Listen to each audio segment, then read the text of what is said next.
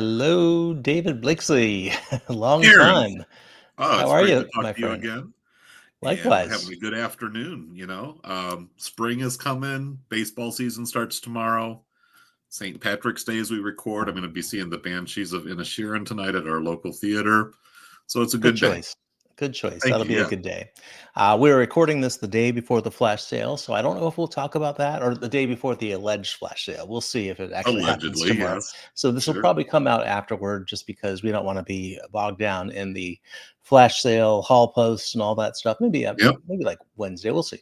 But we're here to talk about a few things. Well, first off, people might be wondering where Jill is, and Jill is fine. Jill is going to be on a little bit of an extended break for a couple weeks. Well, we don't actually know the time frame. Uh, I can't share. She'll probably be happy to share with our subscribers. I think she shared with a few people, but it's kind of personal health, that sort of thing, and some travel too. So so she'll be, like I said, she'll be fine, and she'll be back in probably April-ish. We're going to do a Frankenheimer call, and she'll be part of that, and then she's going to Mm. peace out for a little bit. So David, you are nothing like Jill. That is Nope. not an insult nor a compliment. Nobody can replace Joe, but we've known each other for a long, long time, and we talked Yeah. several times. So, but Yep. in case there are new listeners that have not gone through the David Blakeslee experience, you want to introduce yourself? Sure. Yeah. David Blakeslee, based in Grand Rapids, Michigan. Yeah. Aaron and I have been collaborators on various podcast or blogging projects for about 10 years now. I think I tracked it back to that. What was his name? Oshima review that we did, Violence at Noon. But I'm a podcaster. I have a program called Criterion Reflections that started as a blog back in 2009 and continuing that as a podcast. I'm working my way through the Criterion Collection in chronological order of the film's original release. So I'm up to 1973. After Just 10 years, released, well, longer yeah, than 10 years. and I just released an episode on Godzilla versus Megalon. So and we Nice. cover stuff on the Criterion channel as well as Criterion disc releases. Yeah, and it's just it's a hobby for me, but it's something I've been Mhm. plugging away at for a pretty good chunk of my adult life now, and so that's my kind of ongoing thing. I'm also getting involved with Cine Journeys. Actually, I am involved. I've been Yeah. hosting the Pasolini Journey, 120 Days of Pasolini, and I've got a call coming up this Thursday on the Hawks and the Sparrows, his Yeah. 1966 film, which is probably one of the deeper cuts in his work there, but Mhm. I call it the funny one, the funny Pasolini, because there are some pretty interesting comic moments, and there's laughs in a lot of his films, but then there's some films where there's not a lot of laughter to be found, and this one here is flat out comedy, even kind of Chaplin-esque or Buster Keaton-ish at times. So and I'm just kind of getting more involved with this cool thing that you and Joel have set up, Aaron, and getting to meet a lot of new people through that, and looking forward to future collaborations as we keep this fun thing going. But super Yeah. happy to talk to you today and to chit for Jill and share some thoughts on things that are happening in the home video movie scene. Yeah, all the best to Jill. But yeah, no, thrilled to have you involved. And yeah, as you can tell, we are not stopping. We have a lot going on, and Yes. it's all with love. In fact, we're about to announce something big, probably any day now. So keep posted for that. Maybe by the time this is out. So let's jump in, if you don't mind. Yeah, let's do it. We don't have a lot to talk. Well, I mean, we do have a lot to talk about. There's a flash sale. I don't know if we'll talk about that. We'll see. I mean, we're going to buy stuff. I'm sure that's the way those work. Yeah. um, we want to touch on some of the Killers of the Flower Moon conversation, and then of course the June announcements. So if you don't mind, I will jump right into Killers of the Flower Moon, and I'll kind of, if you don't mind, I'll kind of set the stage here. So literally set the stage. So I have a report here from World of Real. So this is a website. It's kind of a blog slash website of Jordan Rumi's, and this one went a little viral over the last week or so. And so I wanted to bring it up here, and I'm just going to go ahead and read the article if you don't mind, and we'll kind of talk through it.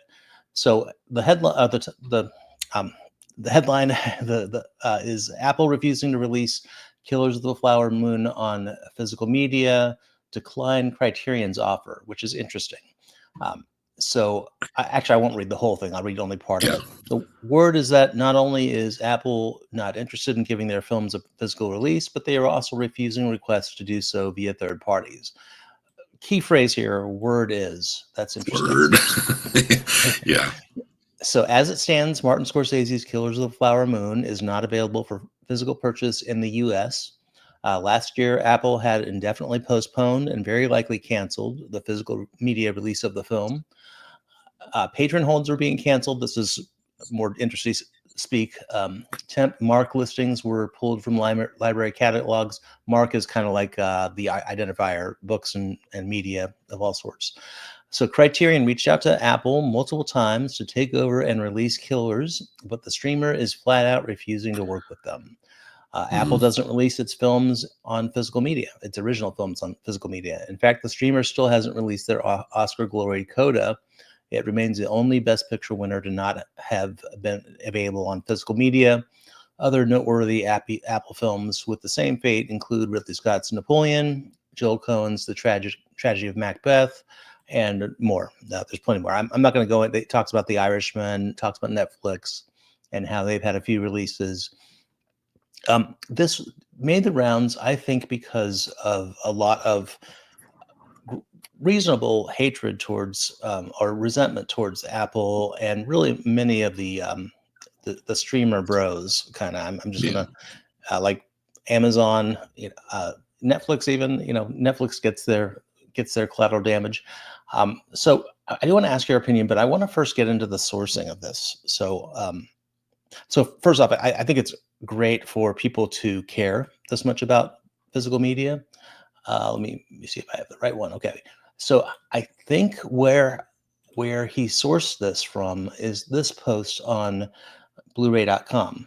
So it's on the screen here. I don't know if you can see it, but it's from 8 Slices of Pie. Now, Yeah. context here: this gentleman was in the line for the Criterion truck at SXSW last week, and he apparently talked to people while he was standing in line. So he asked some questions. So here he says, High and Low 4K is coming to coincide with the Spike Lee remake. Hopefully that's true. That's a great movie. Mini box sets in the works. Titles on Laserdiscs are getting new upgrades. And then here's the key phrase I think that Jordan picked up on. Apple and Amazon have absolutely no interest in working with them, and she specifically said they want to do Killers of the Flower Moon and Nickel Boys, but won't be able to. So, and then there's one follow-up. Let me share that one that after Jordan's article posted. Last one I'm going to share, and then you shoot your shot, sir. Okay. So World of Real picked up on what he said about Killers of the Flower Moon without citing their source. This is unfortunately standard operating procedure for this blog. Now the news is going semi-viral on Twitter. I think it was actually elsewhere. It was all over the groups. He said it would be nice if seeing so many people outraged would make Apple and these other streaming companies reconsider their approach. I know it won't, but it would be nice. So I agree with him that it's probably not likely to do anything. I also don't. I have some qualms about the journalistic integrity about this reporting. We'll call it reporting for the. Sure. What are your thoughts on this, David? Well, I mean, it's a very well constructed clickbaity headline, right? Yes. It got me. I remember seeing it when it first broke out, and again, Apple refuses Criterion's offer. Ooh, it's like, which tribe are you in? Are you Apple or Right, Team right. Criterion? Right. So already kind of got our fighting instincts kicked in here, but it felt very flimsy to me, and based on hearsay that may or may not reflect, maybe where things are at in a moment of negotiation. This is not a brag, but this is just part of my experience. I actually was in the Criterion office, and I've had a chance to talk with Peter Becker about, certainly not this was like 2017, but these negotiations are sometimes very delicate matters that do not benefit from this kind of leakage and rumor Yeah. spreading. It could get Apple to dig in even further, even if they were sort of debating it behind the scenes. We just don't really know. So I think to go as forward as the writer, this Jordan Rumi, did, is not very responsible. But he's probably here to generate clicks and get some comments Mm-hmm. and stir up some heat, and just have himself a little viral moment, which I assume he succeeded at.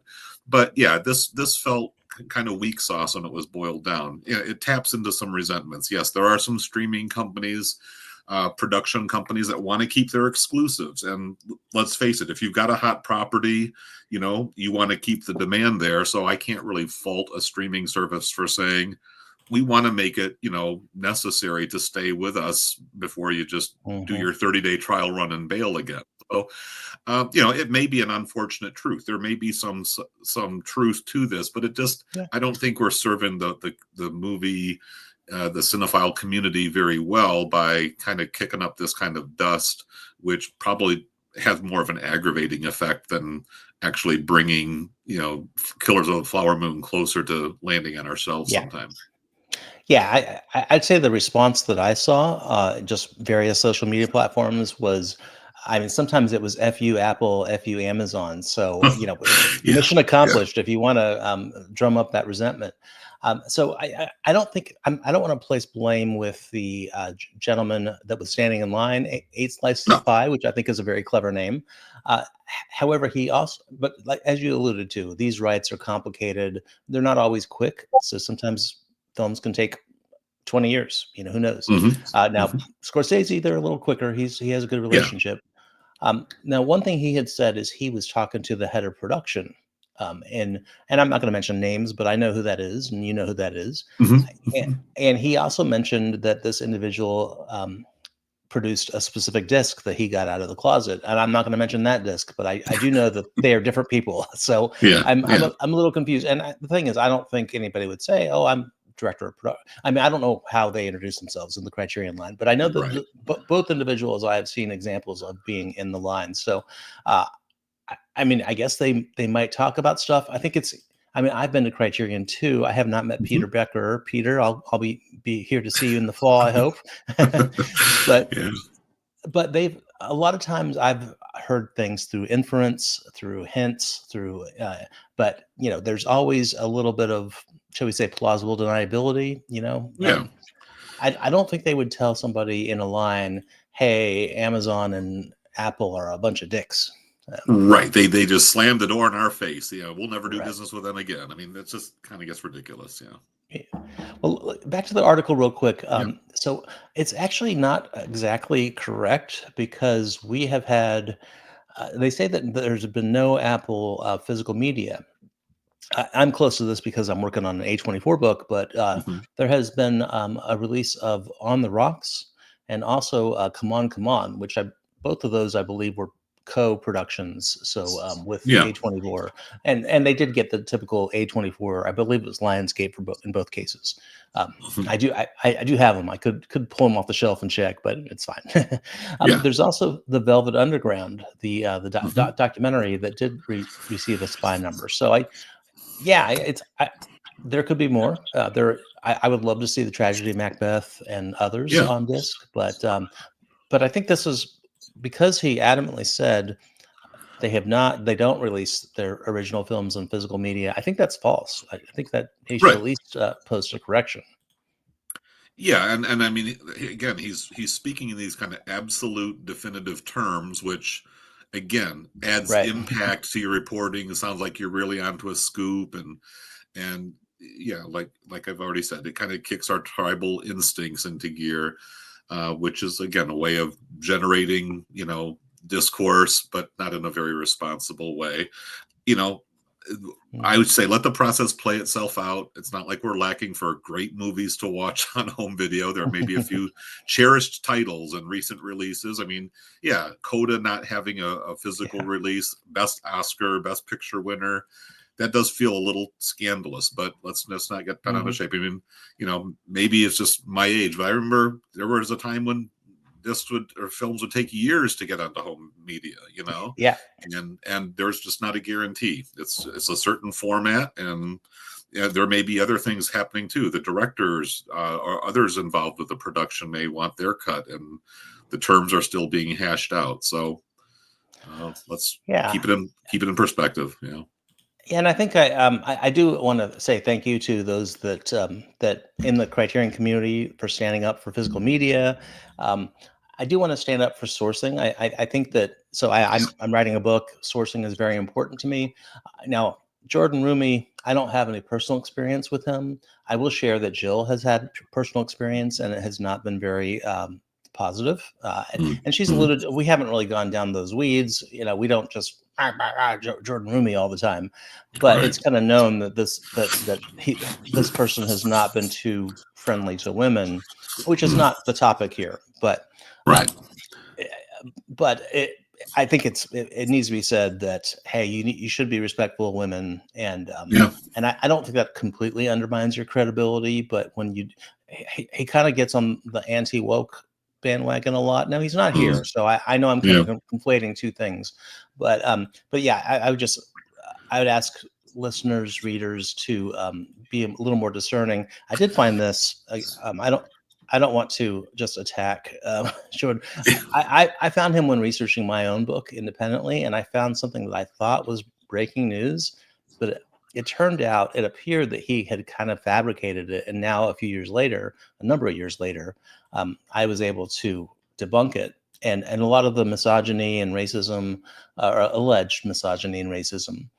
So I found this on Reddit. This is from 3 years ago, from the Oscar sub, and they're just asking if they can ban him. Here was white noise. So that's another topic. And yeah, so it says he's making stuff up. So, and then I found some other stuff that said he was misogynistic, and yeah. Anyway, I don't know his deal totally. I kind of get the here it is. More importantly, he's a vicious racist, misogynist, and homophobe. 5 seconds on Jordan Rumi's site. They spelled his name wrong, and you'll see. A MAGA. Yeah, we don't really get into politics.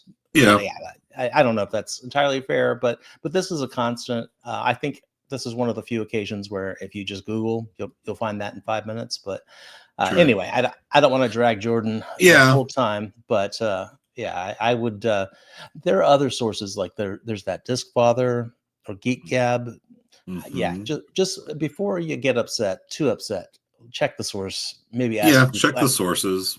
I am old school in that character matters. We do leave a trail behind us of how we treat people, how we talk about people. What we think is funny, getting some yucks from our crowd all of a sudden doesn't age well, or gets to the wider circuit, and then it's kind of feeling a little slimy there. And again, I don't have much of a particular perspective on Mr. Rumi, so I'm not really alluding towards him. But yeah, when you see this kind of sensational or tabloidy stuff, it doesn't hurt to dig in a little bit and just find out what else has this person been saying, and do I trust the credibility, or do I feel like maybe there's some distortion or sensationalizing going on there, and that applies to a lot of things happening in the world today, or a lot of information we take in from various media sources. Yeah, and I have not always been the nicest person. I think generally I'm a nice person, but but we have our moments. I get it. We have our moments. I've had some challenges too. So, but I think the big thing is that I think this blog, it really is a blog, and it's just sourcing the item that I was looking for in my book was sourced on a tweet. So just like a random tweet. So I don't know if he only sourced it from Blu-ray or if he had some other sources. Word is, I think anything that begins with word is, or people are saying, is probably take that with a grain of salt. Right. Maybe I think we could get at least at the very least, they both know, Scorsese and probably all of his people and Criterion know that this became a thing, and there was a lot of anger about it. So yeah. Let's move on from that. So we have this one thing called releases. Do you want to talk about the flash sale, the likely flash sale? Yeah, I mean, it seems pretty likely that it's going to happen. If maybe not tomorrow. Again, the 18th is tomorrow, but maybe the 25th. Hmm. And as Criterion's had the habit, February, March, there's always, you get to like late January and all the posts start popping up. When's the next flash sale? So but they sent out the coupons last week, and I am complete through No Country for Old Men. I haven't Yeah. picked that one up yet. I still have the studio or the mass market Blu-ray sitting on my shelf. So it's like, boy, how much do I really need this? But I still like to keep the run going there. I can say a couple things about a couple releases that are coming out. One is A Woman of Paris, and the other is Night Moves. I got review copies Yeah. from Criterion, and I've got about a 20-minute video of A Woman of Paris that I'm going to try to post either tonight or tomorrow morning. And just rewatched Night Moves over the weekend. That's the 4K release. Both really excellent. So The Woman of Paris is Charlie Chaplin's second feature. It's the first that he did for Hmm. United Artists. It's a drama, so it's not your typical Charlie Chaplin release. And since you're not getting the little tramp, it may not be exactly what you're looking for when you see Charles Chaplin, but it's a very well done film and a really important collection piece of the Chaplin story. And I'm really glad that Criterion's putting it out. It's been, I think 2019 was the last time a Chaplin title was released. That was The Circus. So it's been like Oh, the 6 years circus. now, Yeah, So I they was went thinking the through kid. and there's only a couple more titles left. A King Yeah, in New York from like 1960 or something like that, maybe 58, yeah, 59. not seen And that one. yeah, and then the one I really want, I hope they can get is those First Nationals, those Yeah. Soldier Arms, A Dog's Life, Sunnyside. Hmm.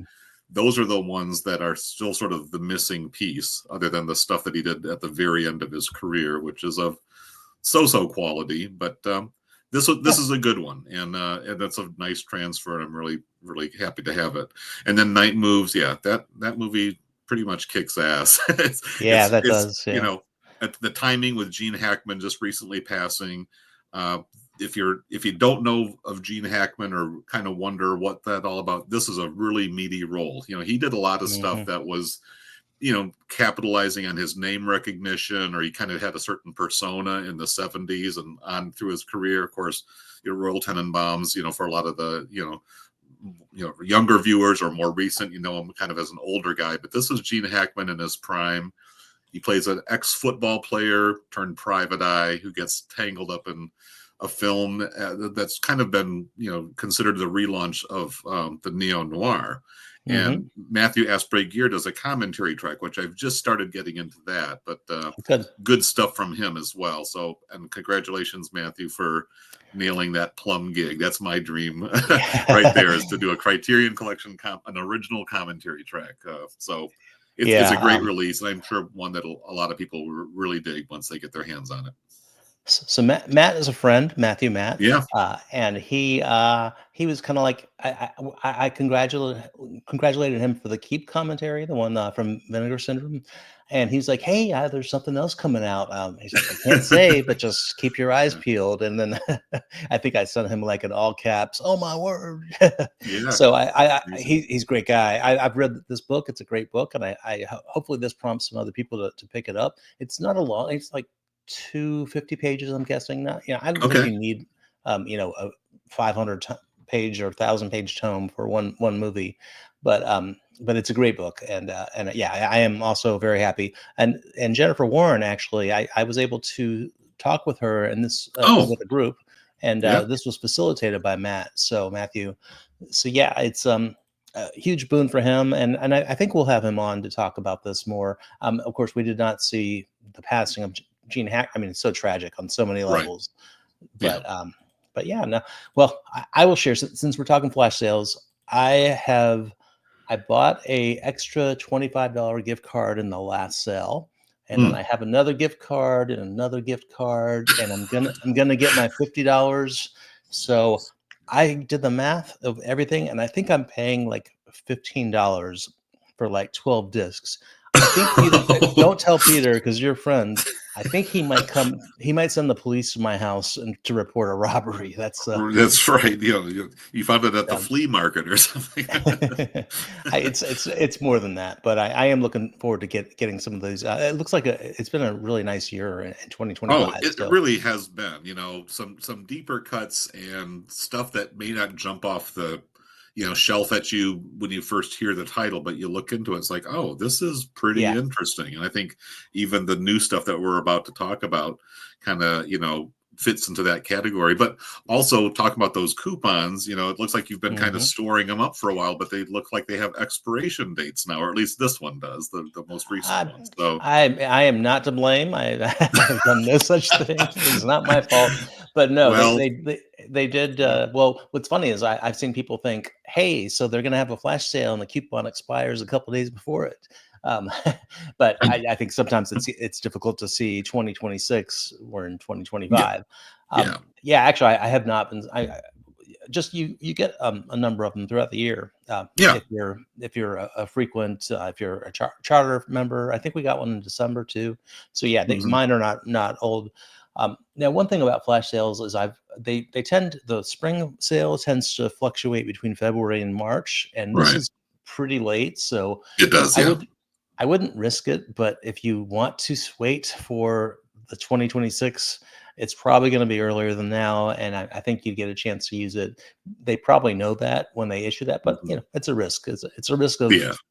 maybe paying full price. But anyhow, let's get to June. Wow, Yeah. that's the big thing to start out with is just the number of releases are kind of staggering. I think. Would Yeah. you agree? Yeah, yeah, Um, 7 titles, and that's not the first time this year that they've done that as far as a pretty major, haul of and, the fact that the Blu-ray or the 4K upgrades are not eating into that, typical exactly. 5 discs a Yeah. month because we've had months where, 5 titles and 2 of them are reboots of pretty good looking Blu-rays already on our shelves. So, there's not as quite as much to hmm get excited about there. But yeah, this feels like they're keeping the fresh and surprising new content on here. All of almost all of these were like, where in the world did this come from? But they all seem to have their reason. So yeah, let's get into it with Brazil. Brazil, yeah. Is that a new cover? No, I that's the same cover. I Is it mean, okay? Yeah, I yeah, have the discs. I'm just by memory. Yeah, yeah, it looks like it's a still from the film. So, yeah, this is a 4K upgrade. We're kind of a broken drum here, or a broken record. We, yeah, if you don't have it already and you really want the 4K, it's great. If you have yeah, it, you look at the price point. So that's $60, and that would be 30 at a flash sale or Barnes and Noble, which is likely going to be July. I would say. Yeah, so Great it's film. a three Yeah, disc set, right? It's 3 it's discs, the yeah. 4K for the main thing, and then Mhm. there's 3 different edits of the film, plus all the supplements. This goes back to spine number 51 or Yeah. 51.1, 2, and 3 if you go back to the original 3 disc Blu-ray edition, which came in this cool little plastic translucent box. I still have mine. Yeah, But same. yeah, this will fit a little bit nicer on the shelf, and it's a pretty robust package. It's Brazil's a great movie, but it's even more fascinating to dig in and look at all the studio interference and all the nonsense that Mhm. Terry Gilliam had to fight through just to show this thing. I mean, they did an illegal screening. This movie was legally restricted from being shown, and they had like a midnight screening at an underground kind of a rave party thing. Like, here's the ticket, don't tell anybody. They're going to show Brazil, and really kind of guerrilla outlaw stuff, just for a guy who just wants to make a commercial movie that does take a little bit of a critical perspective of Mhm. big big government and oppressive autocracies and hierarchies and little guys being crunched by the system. So it's a movie for Yeah. our times. That's where the cover really captures Yeah, that yep, bureaucracy, the paper the paper trail, yeah, literally. That's a paper vault, a vault among vaults. So, yeah, no, great film. Again, if you don't have it, I don't think for me personally, I don't know if it's worth the upgrade, yeah. but, I mean, I've got the Blu-ray and the DVDs, so I think I'm going to be good unless somebody wants to gift it to me. So Yeah. Well, we'll see. Anybody that does, we'll put his PayPal, or I don't know. No, we won't. We'll not do I was that. thinking more my family members actually. Oh, okay. Well, yeah. Well, for them too. But Okay. until I get some original titles, I'd rather have some new stuff that I don't already have yet, right? So Same, anyway, yeah. Well, there's yeah, plenty of that. So the next plenty. one released on the same day is Yeah, June 3rd, and this is Paul Schrader's Mishima: A Life in Four Chapters. Same art again. I yeah, don't know. Well, you can see kind of from the pictures, it looks like it'll be some sort of digipack. This one I remember out on DVD, and well, I think the Blu-ray yeah. has a dual disc. They're both Yeah, digipacks are with they? that Okay. really super shiny Yeah. gold, glossy, buffed, Hmm. exterior. I'm sure it'll be pretty much identical to the Blu-ray packaging. They might have to thicken it up a little bit to fit the extra disc in there. I don't know, but I expect it'll be pretty much the same, just the 4K inserted into the same package. Is that a technical term? Thicken it up. Just Well, thicken it up. Peter sometimes they says. have to widen them. I mean, for some of us who Yeah. have kind of packed shelves, sometimes you do have to make a calculation. Yeah, yeah, Yeah, this is one where I think this movie's gorgeous, and I would love to see it in 4K. This is one mhm, where it's really hard because I thought the same thing when the Blu-ray came out, and so I did upgrade yeah, and I still have they look great on the shelf, the DVD and the Blu-ray. yeah. And so, do I need 3 copies of this? I mean, I do want to see that 4K, but again, there's still uh, only it's the same features. So, Roy Mhm. Scheider, there's a commentary with him. um, I really love the true story behind this film is fascinating. Oh So yeah, yeah, and so yeah. People should check out Donald Patriotism, Ritchie, which was a companion yeah, release, a DVD only, but it's a really beautiful DVD edition. You get a book, like a bound booklet, and it's an incredible, like a half-hour film, but riveting, unforgettable. I haven't watched it in years, but that first impression really stuck with me. Directed by Mishima, almost a hmm, prophecy of his future life, even though he's yeah, depicting a historic event from like the World War II years in Japan. So it's fascinating. Yeah. and I wouldn't think that one will get upgraded, but you never No, know. no. So here we have a program on Mishima featuring his biographer and Donald Ritchie, who is, I think most Japanese fans know Donald Ritchie. And there's Right. also there's a documentary about Mishima, about the real life person from 1985, about the author. So I won't spoil anything, but we'll just say that there's quite a fascinating ending in this film and in his life. So we'll look forward to that. But okay, so let's get into the new stuff. We Yeah. have The The excitement. Wiz, The The whiz. Wiz, Sidney Lumet, a A lot of huge jaws dropping when that American. one showed up on our screens. Like, huh? What? Yeah, first off, Yeah. the illustration on this cover art, it's pretty wild. Yeah. One thing, Diana Ross is looking pretty fierce. so Comey Olafamahan, I think is how you say that. One thing I've been going down the illustration rabbit hole or road. I'm working with Yeah. the amazing Caitlin Kuwald, and one thing I found out is that when you put a lot of characters together, sometimes it can become very very messy. Because we Yeah. attempted to do that with one of the illustrations that she worked on, and she showed me some samples. uh, this one, I think, pulled it off. I think Hmm. there's just enough visually interesting characters. It Yeah. doesn't. Yeah, it looks pretty good, I think. Hmm. But it's yeah, still it's a lot. Yeah. First off, have you seen the film? I probably saw at least portions of it way back when. Like it was a 78 release. I definitely remember, the marketing campaign and maybe seeing highlights or video clips. I don't think I've ever sat and watched the whole thing front to back. So this is crazy. I have a crazy, weird memory of my childhood. I saw it Hmm. in theaters when I was a kid. My parents took me, and I remember it. I remember walking out of the theater saying, get on down the road." Yeah, yeah, I definitely know That's that song. It was a radio hit for a while. I Yeah. Hmm. I don't think I've heard it since then, or maybe I heard it on the radio, but it's still Yeah. I loved it. So when I was 6, I loved it when I was 6. I have not Yeah. seen it since then. I mean, I I don't think this, know. this movie probably, within the Black community probably has a lot more Yeah, resonance, nostalgia value, because it was kind of, if you forgive me for saying, but it was like their version of the Wizard of Oz, and it had definitely. this Yeah. incredible cast. I mean, it really is. Diana Ross, Michael Jackson, obviously, but Nipsey Hmm. Russell. I mean, Yeah. really, really, and it's like, I respect this. I am eager to give it a good shot as a cinematic piece. I didn't really associate Sidney Lumet at the time I know. with anything, but it's like, oh, him? What? Yeah, I know. He Yeah. directed this. Yeah, that Yeah, he he's is the speaking of director, the and American New I've Wave. heard some knocks of the film that, maybe it's a little bit overlong, and we got Wicked right now, which is a fairly interesting tie-in, because this movie kind Yeah. of comes out between parts 1 and 2, and Wicked is another story that has taken its criticism for expanding it into 2 full feature-length films. What, be that as it may, I think this is probably going to be a very interesting discovery for a lot of people. Maybe, some will not like it as much, but you just look at the pedigrees, and it's like, yeah, Hmm. this is a worthwhile film.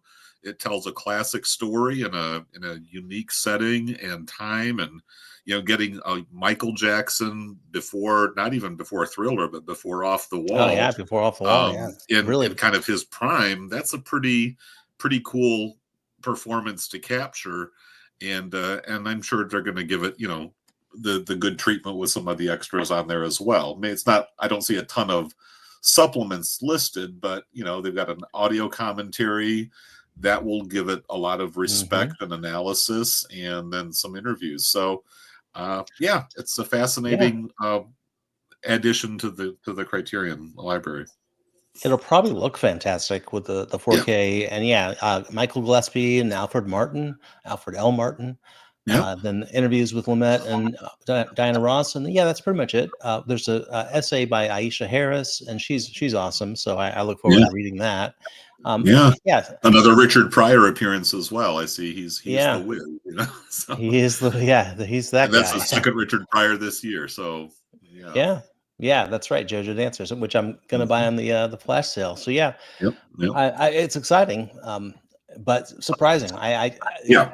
The thing is, a lot of people will say, "Okay, is that Criterion worthy?" And I've already seen people saying that. I'm like, okay, well, the question is, yes, of course it is. They put it on disc, so it is Yeah. Criterion. So I'm going to say yes, but is it Persona?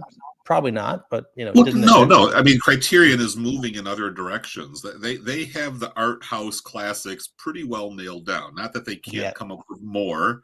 But we got the Mother and the Whore this year. I mean, that's yeah. about as art house, old school Criterion as it gets.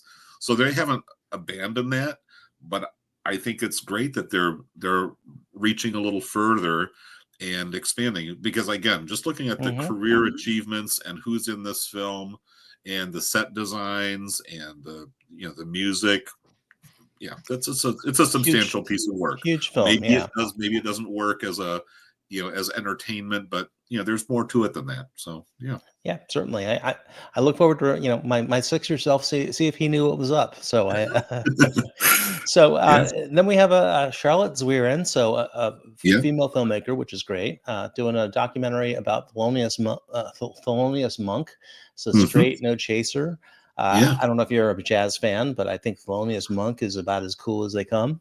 Oh yeah, So definitely. I did request a review copy of this one from my nice. contacts at Criterion. I would, I do like jazz. I'm not like a deep jazz head, but I have it Hmm. playing fairly regularly on my work computer, my streaming kind of office day job thing, and watch the trailer. And I just love that shot of Thelonious Monk at the piano doing his kind of improvisational sounding thing. I mean, it sounds improvisational, but there's a science and a method to it, and the bass player in the background, and then some guy, he's like in the middle, and you can just see all the gears turning, and his Hmm. hands moving over the keyboard, and then somebody comes up and asks him a question, like, why are you interrupting me?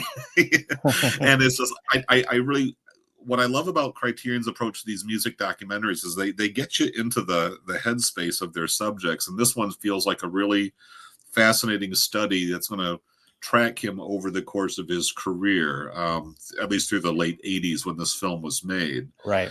Charlotte Swearingen, 85, she worked with the Maisels brothers as well. So she 88. typically got third or fourth billing behind them, Yeah. but this is her kind of stepping out and doing it on her own terms. Yeah. Yeah, so she was on Salesman, Gimme Shelter, Mhm. Yep. probably the Marlon Brando. Probably forgetting a couple. There's some big ones, Yeah. but yeah, I think this Was is that great that Pound Bloody Hall? Was she part of that as well? she probably was. I would think, yeah. Okay. If she's part of that crew. And actually, I think it was somebody else that was on Town Bloody Hall, Okay. but Yeah. I'm getting have those kind of documentaries mixed up there. But yeah, but yeah, definitely one I'm very that was excited about. Pennebaker and Penalty. Hedges. Oh, that's So right. yeah, Okay, yeah, the others. yeah, different one. Yeah. But still, especially if you're a jazz fan, I think this will be a must own. So there's an introduction by her, and I would assume that's a recent one. And there's an interview with musician T.S. Monk, who is the son of Thelonious Monk. A new program about Zwerin and the making of the film with interviews with Michael Schulman and friend of the show. We've had him on to talk about Oscars, and editor Bernadine Kolish and Zwerin's nieces Lisa and Laura Tassone or Tassone, I'm not sure. And then we have an essay by a musical scholar, Paul Grimstad. Name sounds familiar. I don't know if he's been It on doesn't ring something any else. bells for me. But Let's see yeah, if he's I'm sure it'll be a great learning experience, and again, one that other than the reputation of Monk and Charlotte Zwerin as a documentary filmmaker that's been included by Criterion from some of her previous work. This was not showing up mhm. on the prediction polls, right? No, this one was out of left field. So, Yeah, in fact, I think, well, I'd say pretty much all but one, maybe, yeah, or maybe two. So we'll get to midnight here, June yeah, 17th. Now, this art, I got people asking me since we work with Caitlin Kuwald, yeah. said, "Did Caitlin do this cover?" Now it's right, it's right here, Yep. Abigail Giuseppe. But I did share it with Caitlin, and I said, "Hey, Caitlin, this looks like you." It's People Caitlin-esque, let's say, It's yeah. Caitlin-esque, and she's like, "Yeah, that does look like me." I'm not, like a, "Hey, I'm gonna sue you." I don't think she would. She knows a lot about that. I don't, but yeah, no, I'm not implying anything. But yeah, great illustration. But yeah, reminiscent of Caitlin's style, and For I'm sure. not sure. I know that Giuseppe has done other stuff. She did the Fellini box set, if I'm not mistaken, and good work Okay. there. So this is it's not a Billy Wilder bracket film, but at least not directed. It's directed by Mitchell Leeson, but they wrote the film together. Yeah. So this is one of their early, during their early partnership. So Okay. kind of a sacred cow. I think that it hasn't been around a while. So I'm really looking forward. I actually haven't seen this, and I've seen pretty much everything they've done. So this is Yeah, kind of and like a new treat. Yeah. I think the Billy Wilder angle was what kind of kind of showed me what was Criterion, because I mean, this I know this has been on the channel before, and maybe I don't know if it's permanent, but they've done some Claudette Colbert bundles, and I Hmm. thought of all the different sort of screwball comedies, and I wasn't aware of Midnight having a especially strong reputation. Like when they bring out the Philadelphia Story or Bringing Up Baby, or Right. those are like, well, those are gigantic screwball classics, right? Midnight feels like it just came out of sort of the mainstream of when they were just producing screwballs all the time. So Hmm. what is it that made this one stand out? So I think it is maybe the Billy Wilder, and Claudette Colbert. She's pretty Oh, of brilliant course. Yeah. at doing what she does, but it did strike me as like, okay, out of all the different movies of that era, why this one? And I have Hmm. not seen it yet either. So it'll be an interesting discovery to see what is it that kind of made this one stand out. So yeah, I'm looking forward to it. It's always nice to get a little more of that old school Hollywood classic stuff in there. Yeah. Yeah, I hear great things. Jill speaks highly of it, so she Mhm. was very excited, and if she were here, she would be sharing that. I also want to point out that there is another writer, Edwin Justice Meyer, credited with another co-writer. So sometimes Yep. writing credits are complicated, especially when you have strong personalities like Billy and Charles. Well, and even a lot of competition, like battles Yeah, over whose name gets on the line and whose name is mentioned first or second. And I yeah, am looking forward to a Michael Koreski commentary. me We had too. him on Yeah, our old first ever. Eclipse Viewer podcast. Trevor arranged for that years ago. So I got to know Michael just a little bit. And Hmm. he's been one of Criterion's most prolific writers and curators. I mean, he basically was Mr. Eclipse series for most of the run of that line. Yeah, Now he's doing commentary tracks, so he's kind of raising it up to another level himself. So congratulations to Michael, and again, another new audio commentary, which I know there's been hmm, comments over the last few years of like, oh, we sure wish they would do more of that. Well, they are now, and I think that's something to be celebrated. yeah. I think some of those comments came from yours truly. So, but I'm glad that Michael. Yeah, and by being a part of this circle and following these labels, you can't help but not know Michael Kresge. And remember he left to work for, I want to say it was either Film Comment or Film Threat, one of those two. Yeah, Uh, well, as and he might Lincoln still. Center, I think he was doing Oh, like right. yeah, Yeah. but yeah, and So I think he but he's yeah, and he's in the one of the neighborhood. magazines. Yeah. So yeah, looking forward to Michael's work, and I'm sure he put a lot of love into that commentary. New interview with Leeson. There's a Lux Radio Theater adaptation of the film, so I don't Yeah, always love those. I'm just gonna be yeah, honest. I mean, it's not they're a nice novelty, but I don't really yeah, put them on the same pedestal. Of course, there's an essay from David Cairns. He's always great, so yeah, looking forward to that. And yeah. yeah, so we have a couple more, two more, I think. Yeah. So, well, 2 more or 32 more. So we have So 32 does each of short. those short films get their own letterbox entry? That's what I Yeah. want to So know. this is a record. Yeah. So there are 7 total titles, but there are 39 to or 38 total films. So yeah, we have 32 short films about Glenn Gould. If you don't know Glenn Gould, he is a very famous and talented pianist. It says world renowned here. Yeah, Iconoclastic. We'll say eccentric. He loved. eccentric. Yeah, that's the word. I mean, he's a big time eccentric. He's a one of a Yes. kind. Brilliant Very. genius, but there's just something a little Yes. unusual. Little he's a character. So Yeah, this is actually one that has been on my list for a long time, and yeah. this is weird. I found a 99-cent buy for a digital purchase, and I did buy it. But it's funny how digital purchases work, especially when they're 99 cents. Is you kind of take them for granted, and Oh so I yeah, yeah. have not watched. It's remained on some watch list on some service. So It first buried off, in the your like cover is. voodoo library or something like that Yeah, from 6 years ago, and can I even find that thing again? Right? probably more than 6 years, yeah, so, Yeah, and yeah, again, there's an essay with, Michael Koreski, so he's here again, so he's getting a lot yeah. of work this month. There's a new audio commentary with the director, Francois Girard, and also the co-writer, Don McKellar, and actor. You probably know him if you're a fan of films. Mhm. There's a new conversation with Girard and also friend of the show, former guest Adam McGoyan, who's a Yes, indeed. great filmmaker, also in the collection.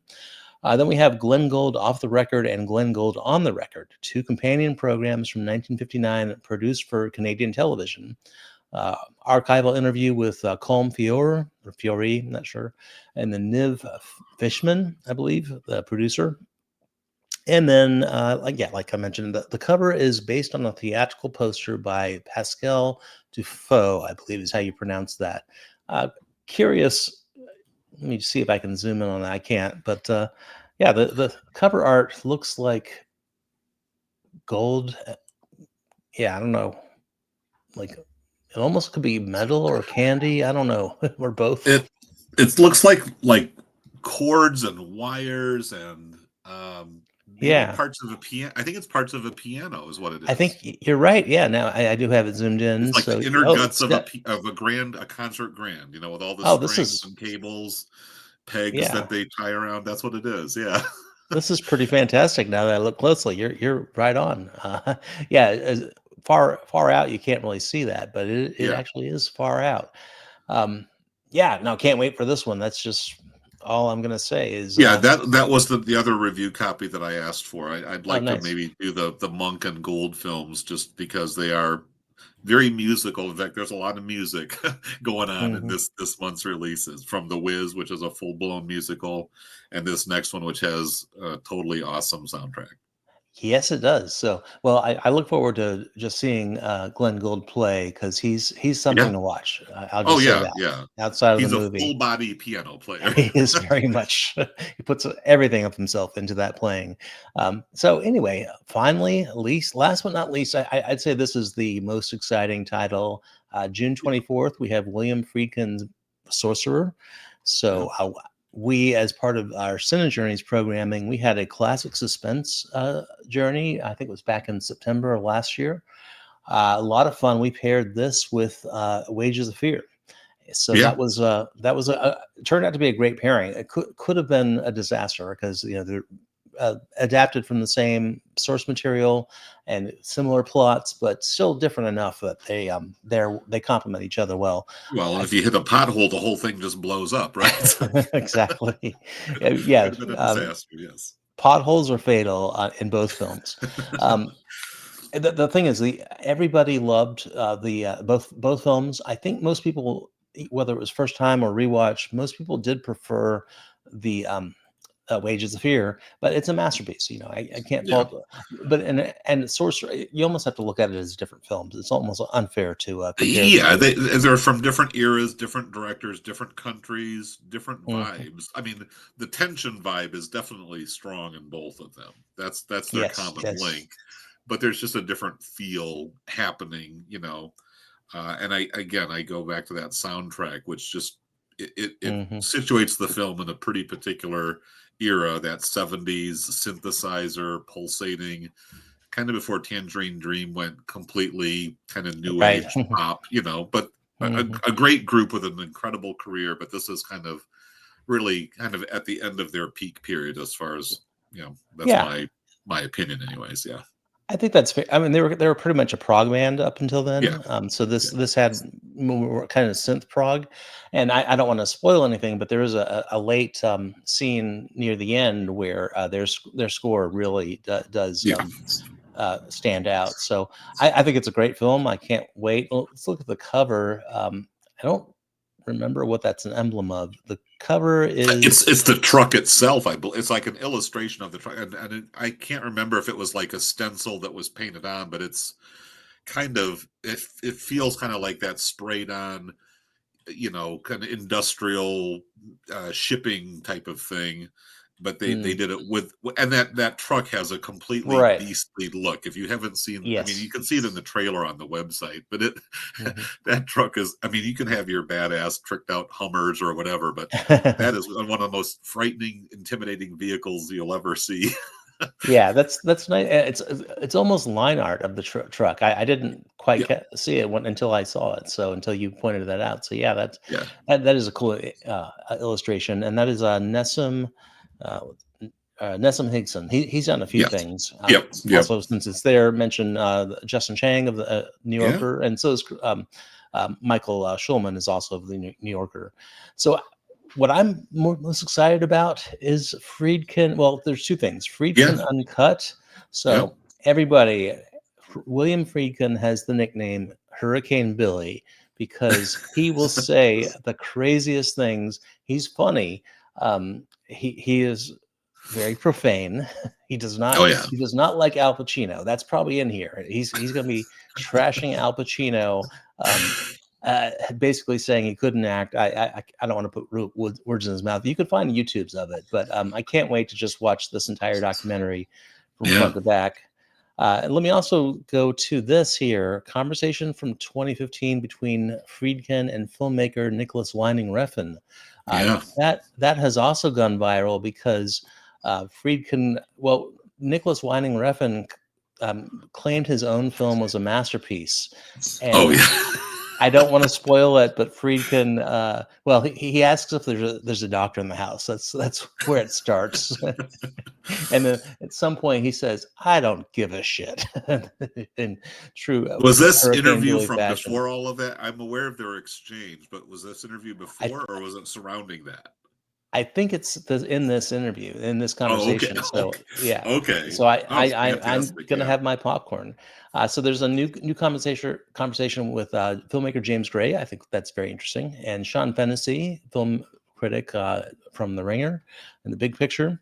Audio archival audio interviews with Green editor Bud Smith from the collection of Giuliana Dagnano Vallon, author of William Friedkin 2003. Okay. Yeah.